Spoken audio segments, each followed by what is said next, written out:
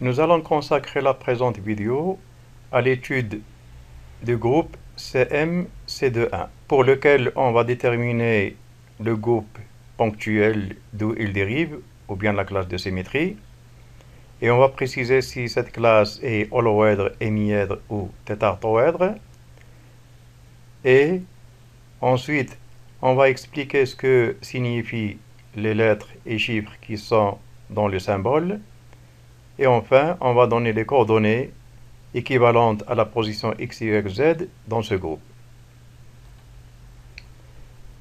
Dans une vidéo précédente que nous avions consacrée à la définition des groupes d'espace, nous avions expliqué que une fois qu'on a un groupe d'espace, on peut déterminer facilement la classe de symétrie d'où il dérive en procédant comme suit. Dans un premier temps, il faut faire abstraction du mode. Ici, la première lettre, c'est la lettre du mode, donc il ne faut pas en tenir compte. Et ce qui reste, il ne faut pas tenir compte des translations ou bien des glissements. À savoir qu'ici, dans le cas présent, que nous ne tenons pas compte du mode, le reste, c'est M, C de 1. M est un miroir, donc il est sans glissement, on le laisse tel qu'il est. C est un miroir, mais avec glissement C, mais avant tout, il est un miroir, donc on le rend comme il a été initialement. Et le 2,1, initialement dans la classe de symétrie, c'était 1,2, avant qu'il devienne 2,1. Donc par voie de conséquence 2,1, on le remplace par 2. Et de cette façon, on voit que le groupe CM-C2,1 dérive de la classe MM2. Ces deux notations, c'est ce qu'on avait appelé dans la définition des groupes d'espace la notation de Schoenflies. Cette notation a l'avantage de montrer les éléments de symétrie qui existent dans le groupe d'espace ou bien dans le groupe ponctuel ou classe de symétrie. Cette classe MM2 n'est autre que l'une des trois classes caractéristiques du système orthorhombique. Dans ce système, nous avions rappelé dans d'autres vidéos qu'il y a trois classes. Il y a la classe 2, 2, 2.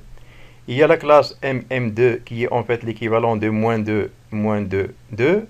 Et la troisième classe que nous avons déjà vue dans la vidéo que nous avions consacrée au groupe PNMA, donc la classe MMM qui est en fait -2, -2, -2 ou de façon plus précise 2 sur M, 2 sur M, 2 sur M.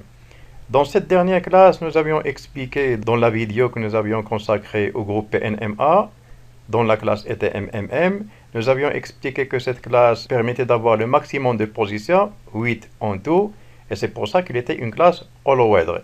Et la classe qui donne la moitié, ça va être cette classe ici, et c'est pour ça que cette classe sera appelée classe hémièdre. Hémi, moitié, demi.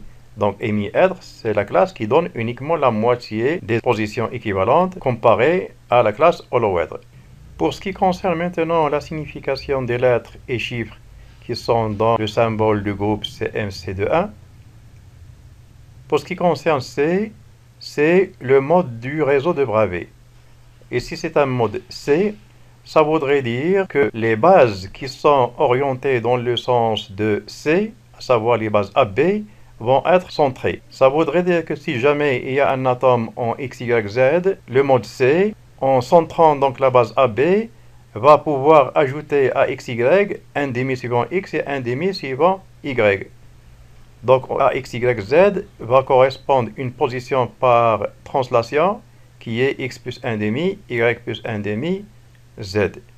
Qu'on écrit aussi de cette façon, X, Y, Z plus 1 demi, 0. Et ça voudrait dire qu'à chaque X, Y, Z, il faut ajouter un demi suivant X, un demi suivant Y et ne pas toucher Z. Ça, c'est l'action du mode C. De la même façon, donc si on avait le mode A, il ne va pas influencer X. Il va tout simplement ajouter un demi sur Y et un demi sur Z. Et le mode B, lui, il ne va pas affecter la coordonnée Y, il va la laisser invariante, il va ajouter un demi suivant X et un demi suivant Z. Donc dans le cas présent, Z ne sera pas affecté et on va ajouter un demi suivant X et un demi suivant Y. Avec le mode C, on dira que la maille est une maille double, parce que chaque atome va avoir un autre atome équivalent qui est situé à X plus 1 demi, Y plus 1 demi, Z.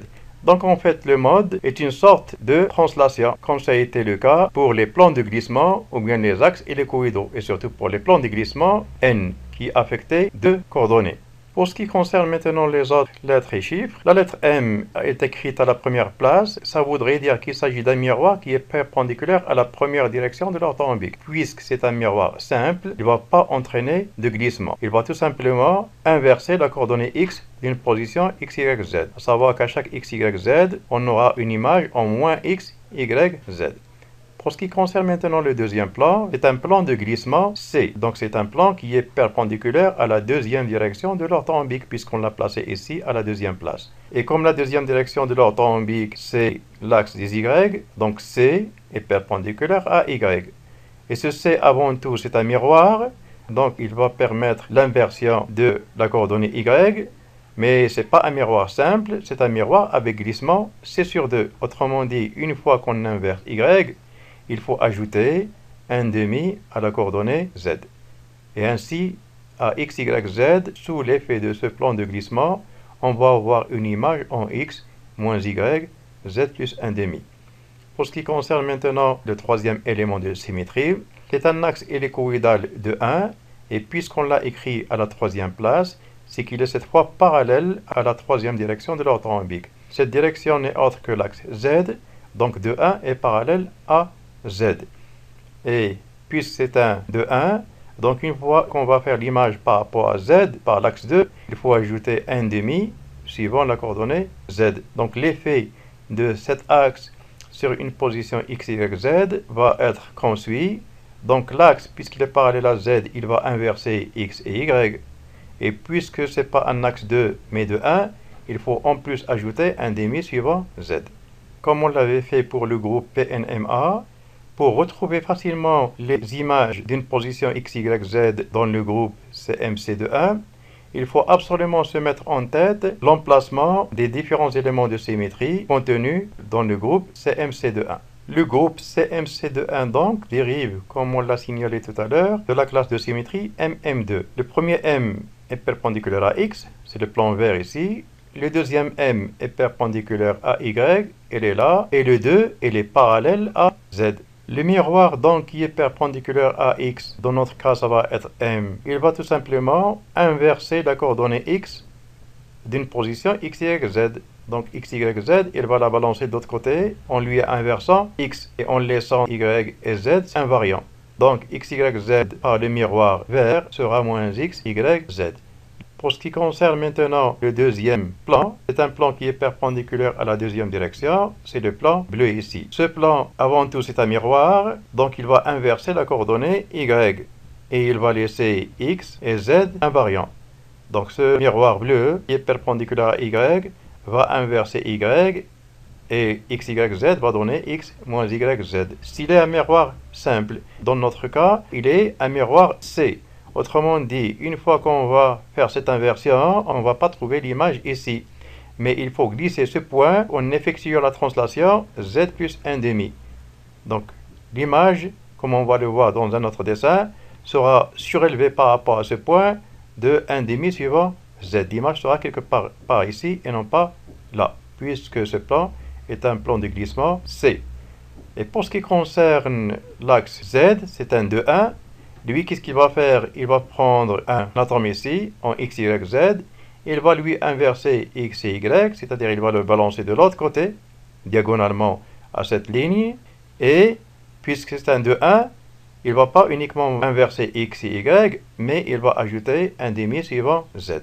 Dans le cas du groupe CMC2, le premier miroir, donc, est uniquement un miroir simple. C'est le miroir qui est perpendiculaire à X. Que va faire ce miroir? Il va tout simplement inverser la coordonnée X d'une position X, Y, Z. Donc, pour donner moins X, Y, Z. Mais pour ce qui concerne maintenant le deuxième miroir, il va inverser d'abord la coordonnée Y, parce que le miroir est perpendiculaire à Y. Et ce miroir n'est pas simple, il est un plan de glissement C, c'est-à-dire qu'une fois qu'on inverse Y, on ne va pas trouver l'image à cet endroit ici. Mais il faut la chercher en glissant ce point de 1/2 suivant Z. Pourquoi? Parce que le plan est un plan de glissement C. Il va affecter la coordonnée Z.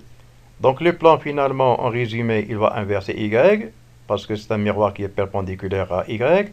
Et il va ajouter 1/2 à Z parce que c'est un plan de glissement C. En appliquant ce qu'on vient d'expliquer il y a un instant, Donc à la coordonnée x, y, z, si on applique le miroir qui est perpendiculaire à x, ce miroir va inverser uniquement x et on aura moins x, y, z. À ces deux positions, maintenant, on va appliquer le miroir qui est perpendiculaire cette fois à y. Que fait ce miroir? C'est un miroir, c'est un plan de glissement C. Avant tout, c'est un miroir, donc il va inverser y à chaque fois. Il va inverser y et il va l'inverser là. Et il va laisser x invariant. Ici x, et là, il va laisser x bar.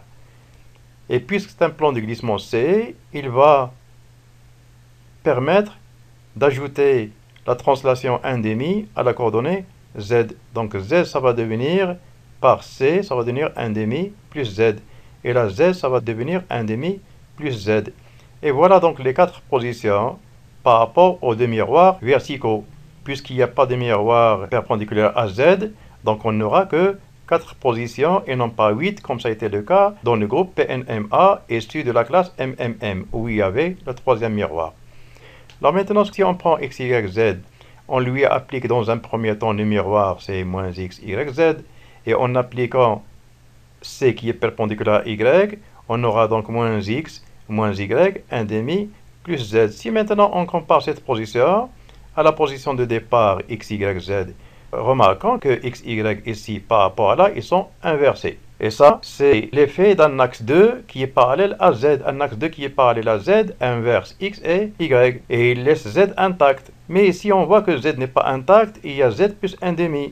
Et en fait, donc ça ne va pas être un axe 2 parce qu'on n'a pas uniquement moins x, moins y, z. Mais on a moins x, moins y, z plus 1,5. Donc ça va être un axe hélicoïdal de 1 parallèle à z. Ce qu'on vient de dire entre x, y, z et moins x, moins y, z plus 1,5 est aussi appliqué entre moins x, y, z et x, y bar, z plus 1,5. Et on voit donc clairement, d'après cette analyse, que la combinaison d'un miroir et un miroir perpendiculaire donne un axe d'ordre 2 qui est tout simplement l'intersection des deux miroirs. Contrairement au groupe PNMA que nous avons traité dans la vidéo précédente et où le mode était P, ici le mode est C. Par voie de conséquence, nous l'avions précisé tout à l'heure, le mode C voudrait dire que les bases AB sont centrées. Par voie de conséquence, à chaque x, y, z, on doit ajouter 1,5 à x et 1,5 à y. Par voie de conséquence, le nombre de positions ici va dédoubler. À chacune, il faut ajouter 1,5 suivant x et 1,5 suivant y. Les 4 autres positions sont donc comme suit. Et au lieu d'écrire les 8 positions de cette façon, on va se contenter tout simplement d'écrire les 4 premières qu'on a obtenues sans l'action du mode C. Et pour traduire le fait qu'il y a le mode C, on écrit plus 1,5, 1,5, 0. Ça voudrait dire qu'à chaque position écrite ici, il faut ajouter 1,5 suivant x, 1,5 suivant y et laisser z invariant, puisque c'est ça l'action d'un mode C. Les positions qu'on vient de déterminer sont exactement celles qui sont mentionnées dans le groupe numéro 36, qui est le groupe CMC21, sur les tables internationales de cristallographie. Donc il y a les 4 positions qu'on a déterminées directement par l'action de MC et de 1, plus 1,5, 1,5, 0 à chacune de ces positions.